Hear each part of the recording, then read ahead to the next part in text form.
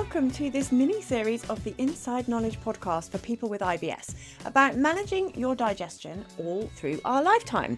I'm taking a different focus on the stages of our lives each week, from supporting your child with IBS through the teenage years, 2 episodes for women about pregnancy in the postpartum stage and then the menopause, and finishing up with IBS in older people.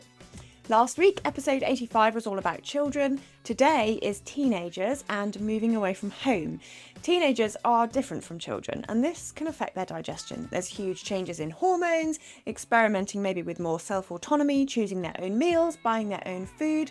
This can really affect IBS. So whether you're a young person or the parent of one, this episode should help you get better digestion.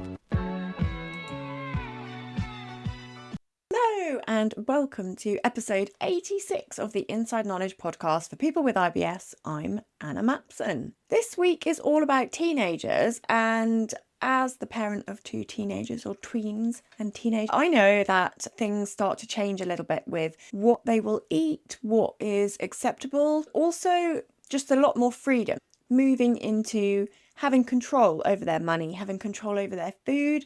Maybe going to secondary school for the first time. It's not the same as at primary school, where teachers are sitting with you, checking that you've eaten, looking what you've actually eaten and reporting it back. It's completely different as they start moving outwards from the home and probably spending more time away from home as well, either at friends' houses or hanging out in fast food places. So that can have significant implications for people who've got a very sensitive digestion. But some teenagers with IBS may struggle with this change of lifestyle, change of freedoms, and also all the other normal things that are difficult as a teenager as well, like changing body shape, changing body size, maybe big influx of hormones that can really affect your mental health, changes in teenagers' sleep cycles as well, which is really well documented. So there's so many things that kind of come together to make this a particularly difficult time if you've already got IBS. If you, as a teenager, or if you're the parent of a younger person, if these symptoms are new, the advice that I always give, still stands. That would be, if your symptoms are new and you seem to be getting digestive issues that you haven't had before, it is worth going to the doctor. It's not just IBS. They need to rule out a whole host of other conditions. But apart from that, the reasons for getting IBS as a teenager are much the same as they would be for anybody else. So I'm not going to go into all of that again, but I do have episodes on the causes of IBS. Episodes are 47 for the causes of IBS, episode 33 all about common constipation causes, and episode 10 about post-infectious IBS. One of the big changes that marks becoming a teenager or an adolescent is big surges in hormones, and that can have a really big impact on digestion. Typically, we think quite a lot about female hormones and their role in digestion, and I've done a couple of episodes on periods in IBS, but actually I found a few studies particularly showing that testosterone levels in boys with IBS may also have an impact. In a very small study, they took 38 people with IBS and compared them against 20 healthy controls, and the boys, or the young men who had IBS, had slightly higher levels of testosterone. They tended to have more instances of IBS the higher these hormones were. But other studies have found that people who have higher testosterone levels tend to have less IBS. So it's a bit of a mixed picture, I would say, with male hormones and IBS. But we do know with women's hormones that estrogen and progesterone definitely affect bloating, constipation. So typically in the run up to a period, you're getting slower down digestion. Then the release of the menstrual blood will often come with diarrhea and cramping, excessive gas, maybe water retention. In the first few years of a girl's menstrual cycles, they may be irregular, they may be heavy for some people as well. So kind of dealing with all of that, plus the digestive discomfort that can also accompany it, can be really, really challenging if you are just getting to grips with how your body's changing growing up. It's also really difficult to, alongside that, have digestive issues.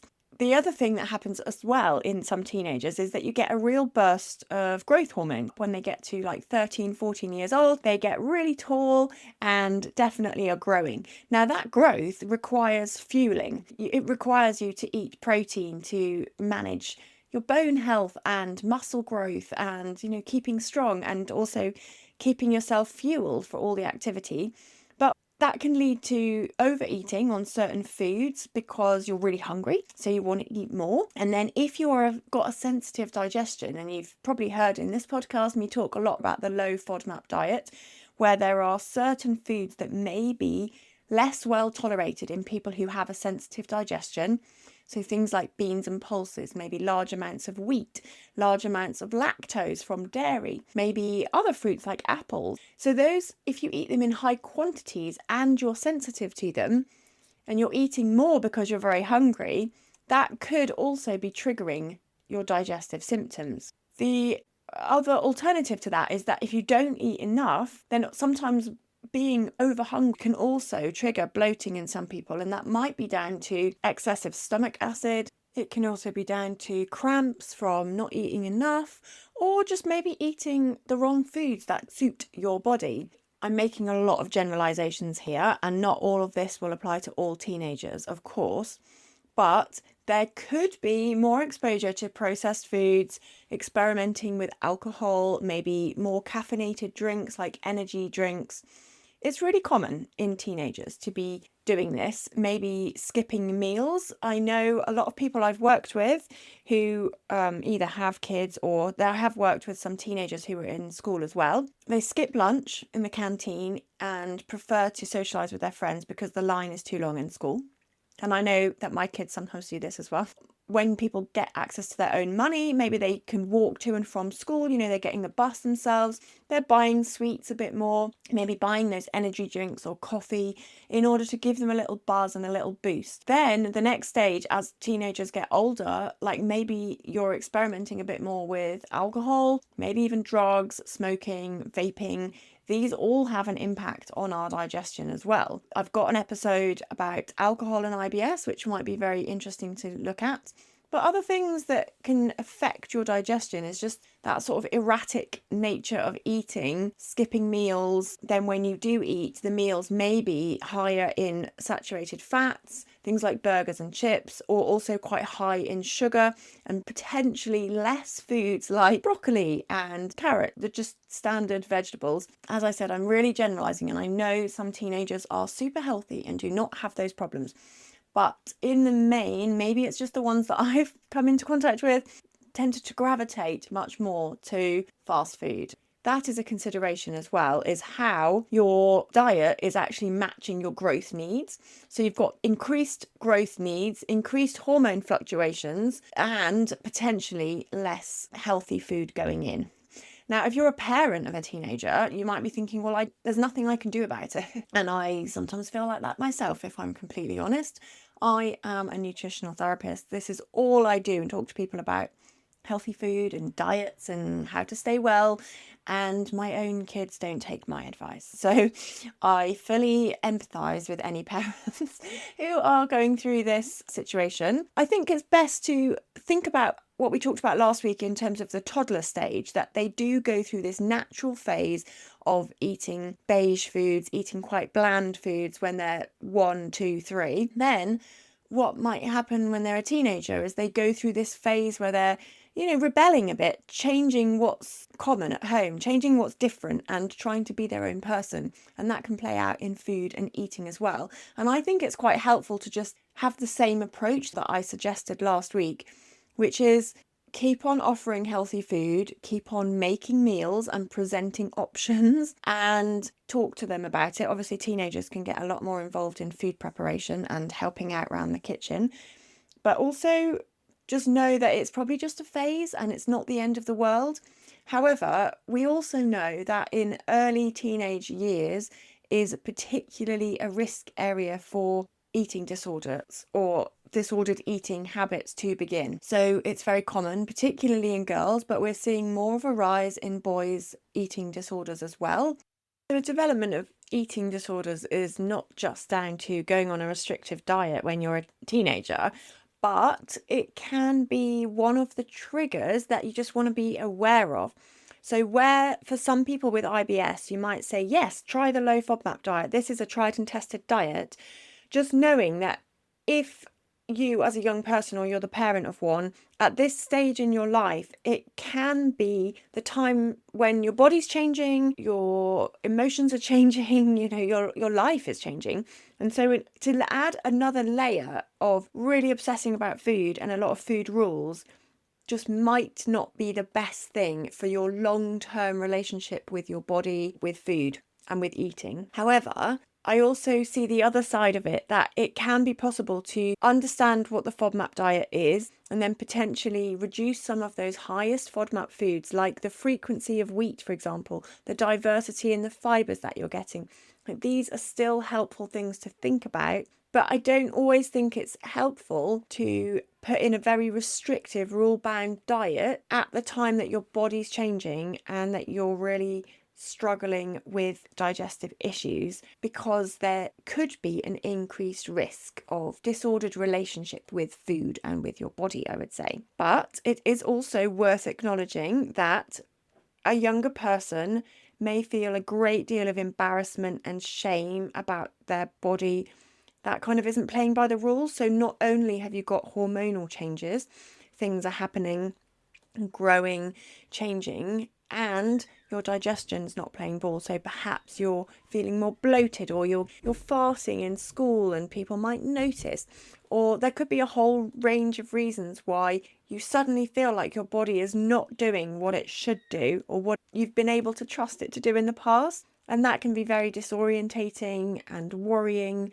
And that's why it is helpful to get a doctor to just confirm that it is IBS, and then you can think about what it is that you want to do about it. Some of the key tools that you can use that are very helpful is the IBS diet and symptom tracker, which you can download off my website. I'll put the link in the show notes.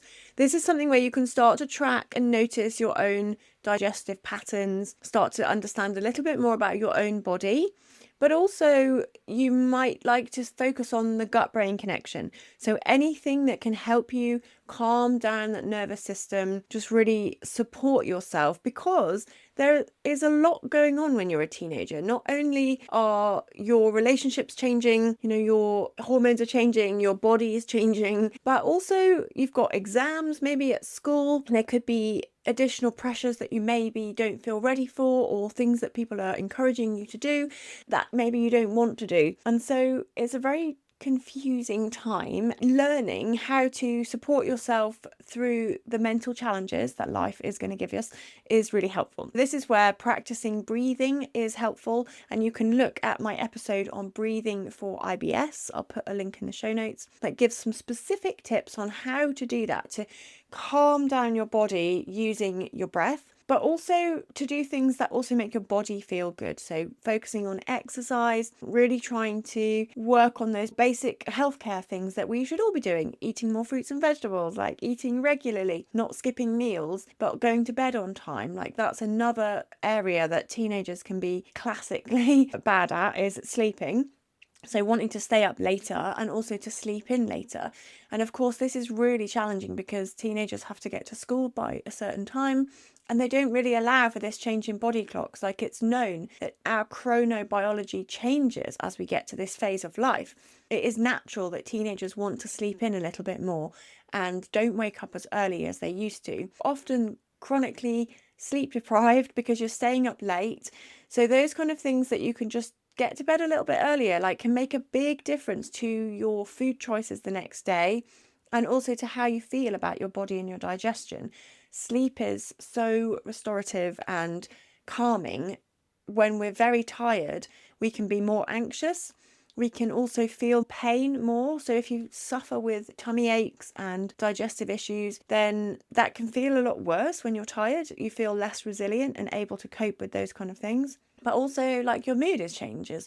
You feel more irritable, like you can't bear to be around people. You snap, maybe feel irritated. Those things all can be helped by getting a better night's sleep. And if you need to understand a bit more about sleep, I also have an episode about sleep and IBS. I also wanted to start talking about what happens as you get even older and perhaps you're moving away from home. So people going to university, maybe moving in with some friends into a shared house. This changes everything because you are 100% in charge of your own meals, your own shopping, maybe for the first time ever. And again, bit of a generalization, but it's possible that at this time you might not be focusing as much on the core nutrition basics, like maintaining your protein levels, making sure you're hitting your fruits and vegetables every day. These things might go out of the window. What you can do in order to try and prepare, to try and help yourself with your IBS, is focus on adding to your diet. I worked with somebody who was at university last year, and he felt really stressed out by coursework. The levels of anxiety were quite high. Living in a shared house is not always easy, particularly if you don't always get on with everybody who you're living with. So maybe you're worried about using the bathroom that other people are using. Maybe you don't have much space to store your own food. This was a big problem for him. They had one fridge for about 6 or 7 people. They didn't have very much space, so you can't really batch cook to make ahead foods that would be healthy and nutritious, which you could if you had your own home, because you don't have much freezer space. There's no place to store batches of food. And so you have to cook everything each night quite often and to prepare foods day to day. And that's challenging when you're really busy and you've got a lot of work to do. So some of the things you can think about is very simple, quick to make foods that you can make with little prep time, which are ideally things like stir fries. They're so easy. Noodles, which take a matter of minutes, and you can use things like instant noodles, super noodles, those kind of products that have their own flavorings, or just get instant quick cook noodles. Sometimes they're ready cooked and you can just put them in the wok with the vegetables. Then you're just going to cook in some vegetables and your protein, and that can be made in a matter of minutes, really. Then it's thinking about, okay, so if you are having some ready meals, some packaged food, is there a way that you can just boil a little bit of broccoli and add it on the side? Or you can have an apple after your meal, or have a banana, or have some berries with your porridge. Like, what can you add to your food intake that is going to really support your health longer term? I know that money is a real challenge at this time as well, which is why batch cooking would be ideal. Depends how you get on with the rest of your housemates or people that you're living with as to whether you feel comfortable to cook with them as well. But cooking together can really save money because you are able to bulk buy. So cooking for one every day can be quite challenging, and I know it's tricky. What I would say is, if you're moving to a different city or you're going to university, for example, think about what you can take with you to help your IBS symptoms. So make sure you've got all the supplements and things you get over the counter that help, like whether it's anti-diarrhea tablets or laxatives. Make sure you've got a little stash of those. Make sure that you have a few simple recipes that you can cook up your sleeve, such as stir fries. Like, do you know how to make a simple soup, for example? These can be really nourishing, and actually you might be quite popular if your housemates know that you can cook, and you can share that information with them too. Make sure if you're moving far away from home that you have registered with a doctor as well, and check out where your local pharmacies are, because they will be very helpful. And when you're feeling ill, you don't want to have to try and register for a doctor or anything like that. So try to make sure that you've got medical support set up on campus in the university or at a local doctor's, or at least you know where a local walk-in centre is if you're not going to register in the new location. Also think about which foods you know are your safe foods that you generally get on really well with. So whether it's things like plain rice, chicken, maybe some eggs, make sure that you have those in the cupboard, that you take a little stash with you when you move out, and that you are able to just cook those foods that you know are going to be comforting. So when you do get a flare up, you've got the things that you need that you've always had at home, because the parents have always made sure they were available. But when you're cooking for yourself, just try and think about what those safe foods are. Try and prepare for that time of moving out. As I start to wrap this episode up, I thought it's helpful to think about the pressures that are on young people in terms of how you're supposed to look, how you're supposed to feel. Also breaking away from, very safe home and that sort of thing, reaching out into the world, doing your own thing, There's a lot of psychological stress, emotional upheaval, anxiety-provoking situations, and I think probably in this age group more than any other, the gut-brain connection and the ability to tap into how you're feeling and how that's the knock-on impact on your digestion is really important to remember. I'm not saying that all IBS in young people is driven by anxiety or stress, but I think it has a strong role in exacerbating the problems. And so for those teenagers who do really struggle with IBS, this would be one of the first places I would look, is mood, anxiety management, and all the things that can help around getting better sleep, learning breathing techniques, learning how to manage your stress. Like, these are all very useful tools.